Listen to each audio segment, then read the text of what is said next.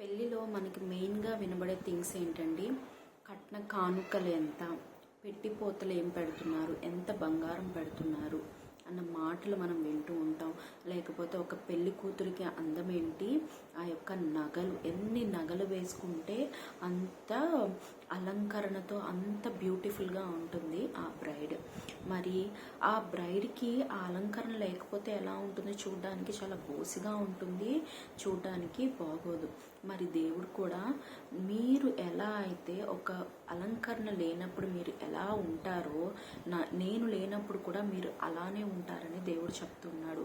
మరి ఇర్మియా గ్రంథం ద్వారా దేవుడు మనతో మాట్లాడుతూ ఉన్నాడు. కన్యక తన ఆభరణములను మరుచున, పెండ్లి కుమారి తన ఒడ్డానమును మరుచున, నా ప్రజలు లెక్కలేనని దినములు నన్ను మరిచి ఉన్నారు అని దేవుడు మాట్లాడుతూ ఉన్నాడు.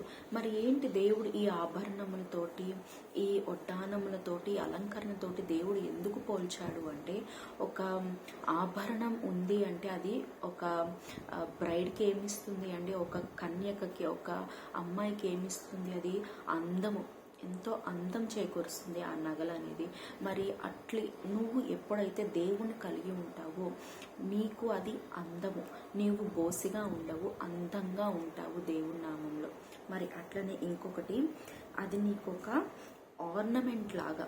మరి ఎన్ని ఆర్నమెంట్స్ ఉంటే మనకి అంత వాల్యూ ఉంటుందని. మరి దేవుడు మనకి విలువనిచ్చే దేవుడు. ఆయన నువ్వెంత కలిగి ఉంటావో, ఆయనని నువ్వు సహవాసం చేస్తావో ఆయనతో, అంత విలువ నీకు ఉంటుంది. మరి జనుల్లో ఎలాంటి వారి కోసం చూస్తారండి? విలువైన వారి కోసం, విలువైన వారితో స్నేహం కోసం చూస్తారు. మరి అట్లనే మనం ఎప్పుడైతే దేవుణ్ణి కలిగి ఉంటామో అప్పుడు మనకు విలువ. మరి బైబిల్లో ఒక వాక్యం ఉంటుంది కదా, ఏంటండి?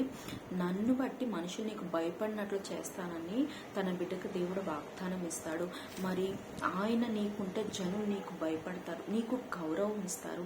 మరి దేవుడు మనతో లేకపోతే, దేవుడు మనతో ఉండకపోతే మన జీవితాలన్నీ సున్నానే. మరి ఇంకోటి ఏంటంటే ఆస్తి. ఎన్ని నగలు ఉంటే, ఎంత బంగారం ఉంటే అంతే ఆస్తి అండి. మరి దేవుడు కూడా మనకు ఆస్తి అయి ఉన్నాడు.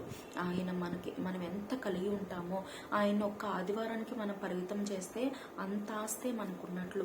లేదా ఎవ్రీడే నువ్వు ఆయనతో సమయం గడుపుతూ, ఆయనతో నువ్వు సహవాసం చేస్తూ ఉంటే అంత ఆస్తి నువ్వు కలిగి ఉన్నట్లు.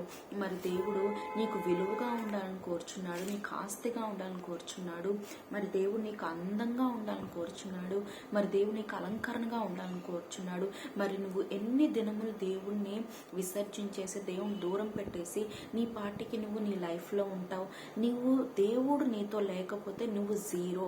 నువ్వు ఏ పని చేసినా నువ్వు నెగ్గలేవు, నువ్వు సక్సెస్ పొందుకోలేవు. ఎప్పుడైతే దేవుడు నీతో పెట్టుకుంటావో అప్పుడే నీకు విలువ, అప్పుడే నీకు ఆనర్, అప్పుడే నీకు రెస్పెక్ట్, అప్పుడే దేవుడు నిన్ను హెచ్చించగలడు. దేవుడు లేకుండా నువ్వు ఈ లోకంలో ఏమీ చేయలేవు. కనుక దేవుణ్ణి పట్టుకో. ఆయన్ని నువ్వు ఎన్ని రోజులైతే విసర్జించావో దేవుడు నిన్ను అడుగుతున్నాడు, అదంతా నేను మర్చిపోతాను. నువ్వు ఎన్ని రోజులు నన్ను విసర్జించావో అవంతా నేను మర్చిపోతాను. నువ్వు నా యొద్దకు తిరిగి రా. నేను నిత్యం కోపించేవాడను కాదు, నిమిషం మాత్రం నీ మీద కోపడుతుంది, కానీ గొప్ప వాత్సల్యంతో మేము సమకూరుస్తానని దేవుడు చెప్తున్నాడు. కనుక ఆయన యొద్దకు తిరిగి వస్తే నీకు విలువ ఉంటుంది, అలంకరణ ఉంటుంది, ఆస్తి ఉంటుంది. మొత్తం దేవుడే ఉన్నాడు కనుక దేవుడే మనతో ఉంటే మనకి ఏదైనా కొదువు ఉంటుందా? ఉండదు. కాబట్టి దేవునితో నువ్వు సహవాసం చేయి, ఆశీర్వాదం పొందు.